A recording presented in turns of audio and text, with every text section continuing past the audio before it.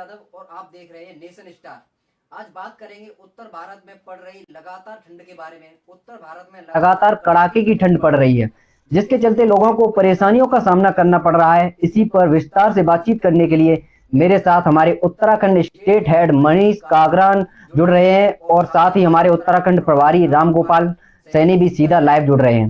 दोनों से जानने की कोशिश करेंगे उत्तराखंड में ठंड को लेकर सरकार प्रशासन की तरफ से क्या व्यवस्था की गई है, लोगों को कैसे परेशानी का सामना करना पड़ रहा है, जंगली जानवरों को लेकर वन विभाग ने क्या कदम उठाया है। सवाल मेरा मनीष से है। मनीष, मेरा पहला सवाल आपसे ही है, ठंड को लेकर क्या इंतजाम किए गए हैं? बिल्कुल कुलदीप, अगर देखा जाए तो उत्तराखंड में कहें कि उत्तर भारत में कहें कि इस समय बिल्कुल सर्दी की, क्योंकि होने भी चाहिए सर्दी, क्योंकि दिसंबर का ये जो जनवरी का जो महीना है, देखो अगर देखा जाए तो करीबन दिसंबर और जनवरी के दो ऐसे महीने होते हैं जिसमें ठंड होती है, क्योंकि इस समय जो बर्फबारी होती है पहाड़ों पे काफी बर्फबारी हो जाती है। अगर हम बात करें उत्तराखंड में पहाड़ों की, तो उत्तराखंड के पहाड़ इस समय बर्फ की बिल्कुल सफेद चादरों से ढके हुए हैं, जिसका कहीं ना कहीं जो ठंड का जो प्रभाव है वो कहीं ना कहीं मैदानी इलाकों के अंदर भी देखने को मिल रहा है। देखिए, अगर हम बात करें उत्तराखंड की, तो उत्तराखंड मौसम विभाग जो विज्ञान है उसने यहाँ पर येलो अलर्ट भी जारी करा है 2 जिलों के लिए, चाहे भले उधम सिंह नगर हो चाहे हरिद्वार जिला हो, दोनों में येलो अलर्ट जारी हुआ है। क्योंकि येलो अलर्ट होता क्या है कि जिसमें जो कोहरा है, ठंड के कारण जो कोहरे की वो लेवल है उसका बढ़ जाता है। देखिए, कोहरा सबसे खतरनाक होता है सर्दियों में। अगर देखें सर्दियों में सबसे खतरनाक कोहरा है, क्योंकि जिस तरीके से यातायात चलता है, जो नेशनल हाईवे हो गया और चलता है, तो जब कोहरा आता है उसके अंदर तो उसमें विजुअलिटी बहुत कम हो जाती है। तो देखिए, बिल्कुल इसमें देखिए कि जो विजुअलिटी है बहुत उसकी कम हो जाती है, जिसके कारण कहीं ना कहीं दुर्घटना होने की संभावनाएं बढ़ जाती है। तो यहाँ पर भी उधम सिंह नगर बात करें चाहे हरिद्वार जिले की बात करें, तो यहाँ पर जो विजुअलिटी है कोहरा बढ़ गया है। क्या भले हम थोड़ा सा करें, जैसे और भी हम उत्तराखंड के जिलों की बात करें, देहरादून हो गया, उत्तरकाशी, चमोली, उधम सिंह नगर और भी जो जिले हो गए, तो देखा जाए तो कहीं ना कहीं जो टेम्परेचर है, जो यहाँ का जो तापमान है वो करीबन करीबन अगर देखा जाए तो 7 और 8 रात के करीब हो जाता है। वैसे दिन में अगर देखा जाए तो 16, 17, 18 और कहीं कहीं जहाँ पर धूप निकलती है वहाँ 20 या 21 के करीब हो जाता है। बिल्कुल देखा जाए कुलदीप, देहरादून की भी बात करें तो देहरादून में चाहे हम और जिलों की बात करें तो दिन अच्छा है, क्योंकि धूप जो सूर्य जो देवता है यहाँ मेहरबान है। अगर मेहरबान होने के कारण धूप निकल जाती है, जिससे कि थोड़ा सा राहत मिल जाती है दोपहर के बीच में करीबन। पर अगर हम देखा जाए सुबह और रात की, तो यहाँ पर बहुत ठंड का माहौल है उत्तराखंड के अंदर। और इसका जो प्रभाव है, अगर हम बात करें हरिद्वार जिले की बात करें, तो हरिद्वार जिले में जो मैदानी इलाका नीचे चलता चला जाता है, तो उसमें अगर हम बात करें तो कहीं ना कहीं वहाँ सूरज देवता वो प्रसन्न नहीं है, लोगों पे खुश नहीं है, क्योंकि वहां पर सूर्य देवता के दर्शन होने बड़ा दुर्लभ हो जाते हैं। कोहरा इतना हो जाता है कि कहीं ना कहीं जो सूर्य की रोशनी वो लोगों तक नहीं पहुंच पाती, तो इससे ठंडा कहीं ना कहीं बढ़ जाती है कुलदीप। और कहीं ना कहीं अगर हम देखें सीधा प्रभाव गरीब लोगों पे पड़ता है, क्योंकि मजदूर लें चाहे कुछ भी लें, उनका सीधा सीधा इस पर प्रभाव पड़ता है। तो कहीं ना कहीं प्रशासन भी इस चीज में देखा जाए तो अपनी तरफ से काम कर रहा है, जैसे रैन बसेरे हो गए, और चाहे हम जो अलाव की जो स्थिति होगी वो प्रशासन अपनी तरीके से करता है। वो स्थिति मेजर कर लेता है कि भी इन जगहों पे हर चौराहों पे अलाव की व्यवस्था की जाए, जिससे कि जो गरीब लोग हैं वो अपना उसके साथ बैठ करके कहीं ना कहीं जो ठंड है, जो इसमें कड़ाके की उत्तर भारत में जो चपेट में है, ठंड की चपेट में, उसे कहीं ना कहीं थोड़ा सा लाभ अगर देखा जाए अलाव से मिल जाए गरीब आदमी को। तो इसी तरीके से अगर देखा जाए तो ठंड है, पर कुलदीप सबसे बड़ी बात यह है कि ठंड से अभी राहत नहीं मिलने वाली है। हम अपने दर्शकों को भी बता दें, अभी ठंड से राहत नहीं मिलने वाली है, कि ठंड आगे बढ़ेगी। और बात करें कोहरे की, तो कोहरा भी इस तरीके से बना रहेगा अभी, क्योंकि मौसम विभाग ने यही बात करी है कि अभी कोहरा बना रहेगा और ठंड से अभी राहत नहीं मिलने वाली है कुलदीप। जी जी रामगोपाल जी, रामगोपाल आपसे सवाल है मेरा। रामगोपाल, जो ठंड को लेकर कदम उठाए जा रहे हैं वो कितना कारगर है?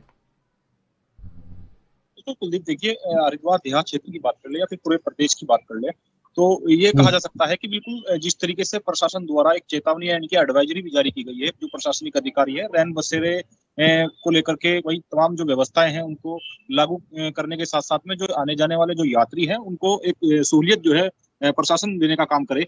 तो उन तमाम जो वादे प्रशासन के जो कहीं ना कहीं देखने को मिले हैं, उन पे कहीं ना कहीं जो अलाव की व्यवस्था है, हरिद्वार देहात क्षेत्र की बात कर ले या फिर यानी कि जो ग्रामीण इलाका है जिसमें जो ग्राम प्रधान है उनको जो पंचायतें हैं, उन पंचायतों में जो भी अलाव की व्यवस्था करने के साथ साथ में जो निर्देश है जिलाधिकारी द्वारा वो भी साफ तौर पर दिए गए। लेकिन अलाव की व्यवस्था ना होने के कारण जो खेती बाड़ी करने वाले जो किसान हैं, उनके साथ साथ में जो आने जाने वाले जो राहगीर हैं, यात्री हैं, वो भी कहीं ना कहीं इस कड़कड़ाती ठंड का जो परेशानी का सामना जरूर झेल रहे हैं। साथ में ये भी देखा गया है कि जिस तरीके से जो किसान है वो कहीं ना कहीं अपने गन्ने के छीलने के बाद जो शुगर मिल है, शुगर मिल की आड़ में, क्योंकि शुगर मिल की ये जो व्यवस्था है वो भी कहीं ना कहीं डाक के तीन पात की तरह दिखाई दे रही है कुलदीप, क्योंकि किसानों को 10-12 किलोमीटर से जो है अपने गन्नों को लेकर के किसान जो बेचने के लिए शुगर मिल में आते हैं, वहां भी पूरी पूरी रात जो है ठंड में बितानी पड़ती है। तो तमाम जो वादे हैं प्रशासन के वो जरूर यहाँ हवा हवाई साबित दिखाई दे रहे हैं। लेकिन रेन बसेरे की यदि हम बात कर ले, रेन बसेरों में जरूर व्यवस्था जो है की गई है, लेकिन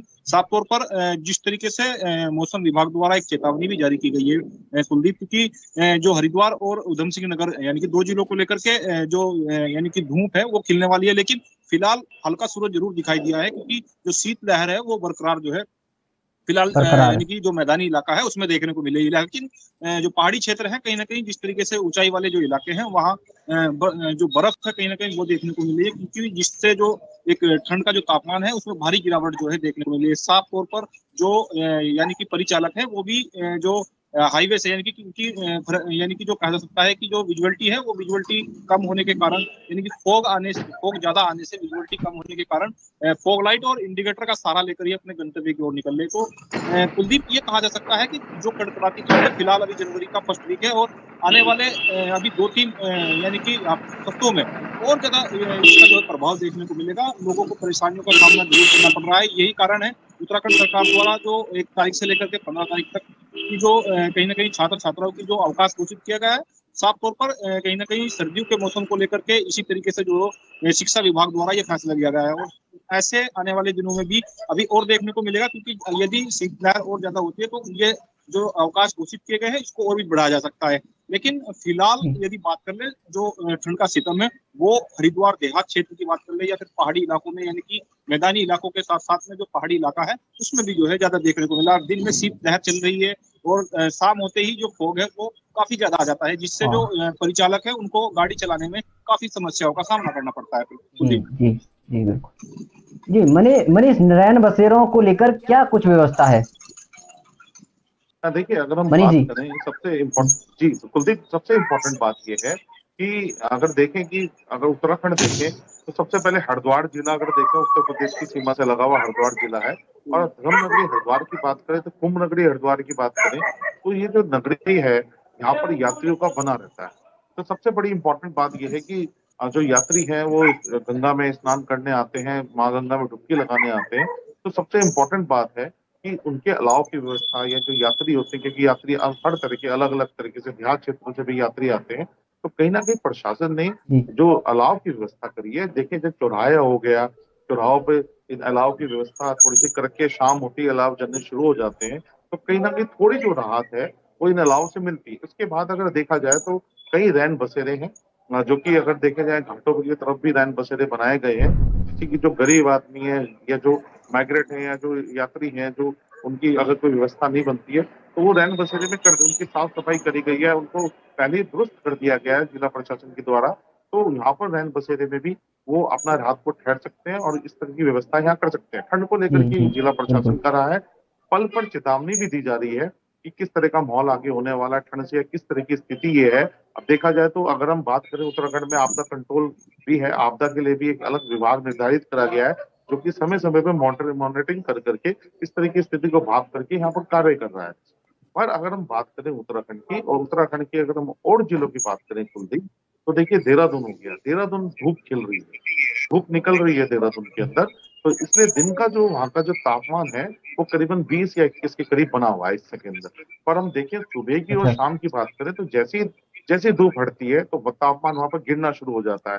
देखिए देहरादून के पास अगर हम बात करें पहाड़ी इलाका है, मंसूरी इलाका है, तो कहीं ना कहीं आप देखें तो इसके कारण भी ठंडक वहां पर ज्यादा रहती है। और कहीं ना कहीं टेम्परेचर देखा जाए तो करीबन मिनिमम टेम्परेचर रात को करीबन 7 या 8 के करीब वहां पर पहुंच जाता है। तो कहीं ना कहीं ठंड बढ़ जाती है, एकदम ठंड आ जाती है। अगर हम करें और जिलों की बात भी करें, उत्तरकाशी, चमोली, रुद्रप्रयाग, अगर हम इन जिलों की बात भी करें तो धूप तो निकल रही है, क्योंकि पहाड़ों पे धूप की समस्या नहीं है, धूप निकल रही है। पर जैसे ही धूप हटती है तो कहीं ना कहीं टेम्परेचर एकदम डाउन आ जाता है। तो कहीं ना कहीं कड़ाके की ठंड भी है, बिल्कुल शीत लहरें हम दें, क्योंकि इसका सारा जो प्रभाव है वो जो जो आपकी जो पहाड़ है, पहाड़ों पे जो बर्फबारी हो रखी है इस समय के अंदर, बिल्कुल सफेद जो पहाड़ है बिल्कुल सफेद हो चुके हैं बर्फ के कारण। तो उनसे कहीं ना कहीं ये प्रभाव देखा जा रहा है। इसका सबसे बड़ा कुलदीप हम बताएं, इसका जो बर्फबारी जो पहाड़ों पे है इसका सबसे ज्यादा इफेक्ट मैदानी क्षेत्रों पे भी हुआ है, क्योंकि जिस तरह की हवाएं चलती हैं उसके कारण शीतलहर बढ़ जाती है। शीतलहर बढ़ने के कारण आप देखेंगे, कभी भी आप महसूस करेंगे इन सब जिलों में, तो आप देखेंगे एक अलग तरह का माहौल है, खुशनुमा माहौल भी है, अलग तरह का माहौल भी है, चाहे भले ही धूप भी है।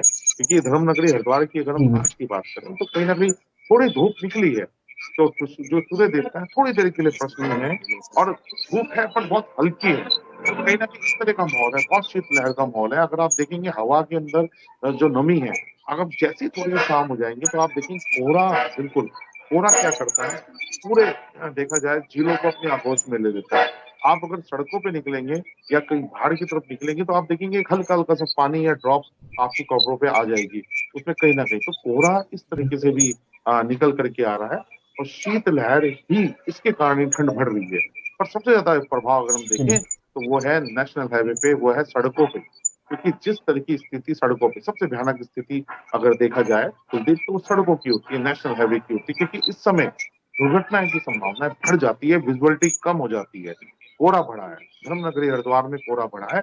आप देखिए करीबन करीबन आप करीबन 3-4 मीटर की दूरी पर भी कभी कभी दिखना बड़ा मुश्किल हो जाता है। इसलिए प्रशासन ने भी, मौसम विभाग ने भी इसकी चेतावनी दी है।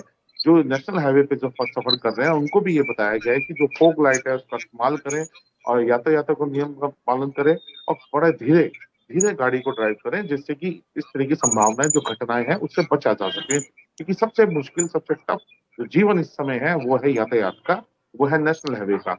आप देखिए समस्या ये होती है, विजुअलिटी नहीं हो पाती, और विजुअलिटी ना होने के कारण कई घटनाएं सामने हो जाती है। तो कोहरा बहुत कठिन है। और इस समय अगर देखा जाए मौसम विभाग ने, जैसे कि मैंने अभी बताया भी था, उधम सिंह नगर और हरिद्वार दोनों येलो अलर्ट्स पे है। कोहरे की संभावना यहाँ पर बहुत ज्यादा है, कोहरा यहाँ पर बढ़ रहा है। पर अभी इसकी घटने की उम्मीद हमें कम नजर आती है, क्योंकि जब तक, अभी देखिए कुलदीप, सबसे बड़ी बात यह है कि बारिश होनी बाकी है। जब कोई बारिश होगी तो बारिश होने के बाद आप देखेंगे फिर बर्फबारी होगी पहाड़ों पे, और जब बर्फबारी पहाड़ों पे हाँ। होगी तो उसके कारण 1-2 दिन तो मौसम खुशनुमा होगा, फिर उसके बाद देखिए धुंध एकदम की तरफ आएगी, एकदम फॉग आना शुरू होगा। तो कहीं ना कहीं अभी इससे कोई राहत नहीं मिलने वाली है, आने वाला समय भी कोई राहत नहीं मिलेगी, क्योंकि अभी तक बारिश नहीं हुई है, बारिश अभी नहीं हुई है तो राहत नहीं है अभी। जब क्योंकि ये जितनी भी जो ठंड है ये अभी सूखी ठंड है, और कहीं ना कहीं नुकसानदायक भी ठंड ये खिलाती है। और जब बारिश होगी इसका थोड़ा प्रभाव कम होगा, क्योंकि धूप खिल करके आएगी, जिससे कि थोड़ा लोगों को राहत मिलेगी। पर अभी इससे मुश्किल है, क्योंकि अभी मौसम विभाग भी कह रहा है कि अभी जो बारिश का जो अनुमान है वो बड़ा कम है, तो कई दिन अभी हमें इससे ही सफर करना पड़ेगा कुलदीप। चलिए, रामगोपाल, रामगोपाल, अगर लक्सर की बात करें या आसपास की बात करें तो वहां पर रैन बसेरे की क्या व्यवस्था है? बिल्कुल देखिए, रैन बसेरे को लेकर के प्रशासन द्वारा पहले ही इंतजाम पूरे कर लिए गए, क्योंकि जो आने जाने वाले यानी कि या जो यात्री हैं या फिर राहगीर हैं उनको शाम के समय, जिस समय फोग ज्यादा आ जाता है, उस फोग के कारण विजुअलिटी कम हो जाती है, ताकि जो आने जाने वाले यात्री हैं, परिचालक हैं, वो कहीं ना कहीं यदि उनको रात गुजारनी हो तो रैन बसेरे में वो ठहर सकते हैं। उसको लेकर के प्रशासन द्वारा तमाम जो इंतजाम है, बेड को लेकर के, गद्दों को लेकर के, और यानी कि जो रूम हीटर है उनको लेकर के व्यवस्था जरूर की गई है।